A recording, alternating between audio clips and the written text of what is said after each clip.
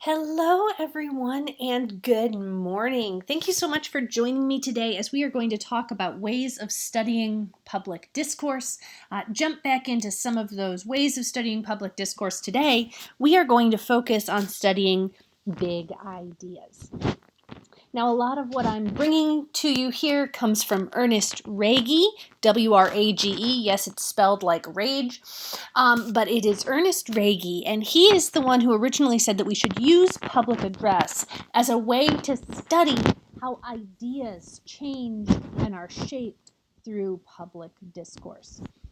But as with all of these method lectures, we need to start off with how do we actually study public discourse and why? So if we think about the phrase that all men are created equal, the most famous phrase, of course, from the Declaration of Independence. But Benjamin Banneker, in today's reading, also uses that phrase, but he uses it very, very differently than the way Jefferson and the original writers of the Declaration used it. As a matter of fact, he actually uses that phrase to challenge Jefferson himself. What does this show us about studying public address through big ideas? Well, first, in the past, it allows us to trace the history of a particular theme. We can go back in our own history, look at documents, and see what has been. It also allows us to understand to some extent what a rhetor originally meant. What did Jefferson mean by created equal? What did Banneker mean? How were those things in tension with the time or leading in their historical moment? Studying big ideas in public discourse also allows us to deal with the present. It allows us to see how ideas and meanings have changed since they were originally used. If we think about the idea all men are created equal, that has obviously changed significantly since when this country was founded by people who owned other people, right? Since this country was founded by people who didn't think female-bodied individuals, who didn't think women of any stripe should be allowed a voice in government. Those ideas of what equality means have obviously changed. It also allows us to understand how we got to a current problem or current opportunity. You'll remember in the syllabus I said, sometimes people have a lot of questions about current events. Why is this person called a racist? Why is it bad to say this thing about this person? Going back and tracing the history of ideas can help us understand why those things are said, what they're grounded in. And then finally, we can use the history of public ideas to look to the future. One of the things that we can do as we think about constructing rhetoric for the future is we can use this history of ideas to use language more effectively. If we know the meaning of the words and their historical resonance, we are more able to connect with our audiences. Studying the history of ideas also allows us to use a historical ethos to make our worlds better as we create discourse for the future. You've heard the old saying about standing on the shoulders of giants. That is no different in rhetoric. So let's talk about how exactly we should go about studying the history of big ideas in public discourse. And we're going to focus for today's lecture on the meanings of all men across time. So the first thing we need to do is identify what exactly is an idea. Yes, I know that sounds like a silly question, but it's important here. Rage defines an idea as an expression of social incentives arising from many levels of society and something that possesses a social utility. Let's break that down just a little bit. An expression of social incentives. That means an idea has currency, right? Using an idea builds your ethos, connects you with an audience, makes you more credible or persuasive. An idea has some social incentives connected to it. For instance, equality has a certain ring to it in American culture that draws people in. No one says, I want to be treated unequally. we may sometimes use different wording for it, right? I want to be treated better. I just want a little bit of respect, or I've earned, right? But nobody says that as I want to be treated unequally. Equality is a God term. It is a major touchstone in American culture. It's got some social incentives attached to it. You will find this idea in many levels of society. Yes, presidents talk about wanting to create a more equal society, but you'll also hear it in the classroom. You'll also hear little kids say, but that's not fair. The idea of equality arises on many levels, and it possesses social utility. Right? If you can fight against inequality, you've got a pretty firm foundation to stand on, what I'll call the rhetorical high ground. If you can possess social utility as an idea associated with, or if you can possess equality as an idea associated with your movement, your goals, your ideas, you have the social utility to push very effectively for what you want. An idea can be both grand and banal in scope and address. So yes, equality can be a grand idea, but other ideas are prevalent as well, right? We might take the understanding of all men, which is grand in its scope, but was fairly narrow or banal in its address. Jefferson didn't mean anything by that. It has been changed by the people who came after. Right? That's one of the things that we can look at is we trace the history of ideas, is that not all ideas are big at the time they're originally used. It is reliant on discourse. Ideas don't exist out there in the ether. You can't go pick ideas out in the garden. You're not going to go hiking through the woods in order to find an idea. It is something that is created by the way we talk, by the way we as humans use symbols to build our society. And finally, an idea is always diachronic. And I want you to put a little emphasis on this word in your notes. Diachronic, that means an idea is always changing and evolving across time. So if you think about the idea of all men, what that may have meant in Thomas Jefferson's time was very different than what it meant in the 19th century to women's rights activists, and is very different to what people are talking about now when we talk about gendered rights across all spectrums of gender. Ideas are always diachronic, and they are always changing. So once you have identified what exactly an idea is, you're going to identify an idea to study. So if we take a look at Banneker's letter, he focuses on a few themes which I think still resonate today. And we could study any of these ideas and how they trace across time. Power, so individual power, versus prejudice in social roles. Banneker is someone who was formerly enslaved and also a minister. Those are roles of power, but they're also roles that produce prejudice, right? And so he speaks to that in his letter to Jefferson. Rights given to humankind by a creator. This idea that rights are not something based on someone's value or intellect or anything else, but they're given by a creator who believes all humans should be equal. Banneker references a Christian duty to resist tyranny and oppression. This is something that the writers of the original Declaration talk about a lot, that it's a duty, a necessity to resist tyranny. He deals with stereotypes. And remember, we saw stereotypes show up in the original Declaration. If we talk about merciless Indian savages, if you have any understanding of history, you know that that is a construction of a particular rhetorical identity, not necessarily a reflection of reality. Banneker focuses on those ideas, stereotypes.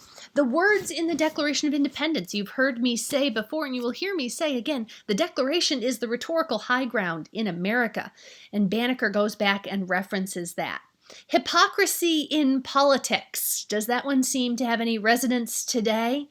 Right? Banneker references Jefferson. This is as Jefferson is gaining more political power in the burgeoning new nation. And Banneker calls him out on his hypocrisy. And then finally, a legal definition of rights. That grand rhetorical gesture of the Declaration is all good, but it's only enacted through policy. That means you need legal definitions if you're actually going to espouse an idea of all humans being created equal. After you have identified an idea to study, next you explore that idea through other historic documents. So if we were going to talk about Banneker's idea of all men and his desire for Jefferson to include enslaved and formerly enslaved people in that idea, he's building on several historic documents. Common Sense, the classic treatise on that helped shape Jefferson's writing of the Declaration. The Declaration itself is obviously shaping Banneker's argument here. We can trace his understanding to the Bible, but also to the rhetoric surrounding the Revolutionary War. Banneker is drawing on all of these historic documents to build his understanding and his rhetorical creation of this idea of all men being created equal. After you have traced it through historic documents, you want to see how it moves forward. So you trace the idea through documents that come after it. How did this particular idea grow based in part on Banneker's rhetoric or thereafter? So if we take that idea again, that all men are created equal, Banneker's usage makes an explicit connection to state-sanctioned enslavement as tyranny. This was not something that had been included in the original Declaration or that was included in the Constitution, but Banneker makes this argument. He says, if you claim that all men are created equal and are endowed by their Creator with the rights to liberty, state-sanctioned slavery is in fact a form of tyranny that must be resisted. That's a new idea. He had not drawn that from the Declaration itself. He drew that from his experience and from the rhetoric of enslaved and formerly enslaved Africans in the United States.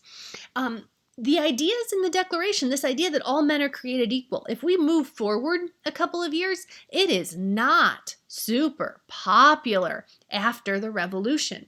As a matter of fact, it's deeply unpopular. There were huge fights about slavery, and everyone who owned slaves or participated in enslavement culture was aware that you could not state that all people were created equal and endowed with the right to liberty while owning some people and denying them the right to liberty. This simply would not work. And so the Declaration was not super popular in the first quarter century of the new republic.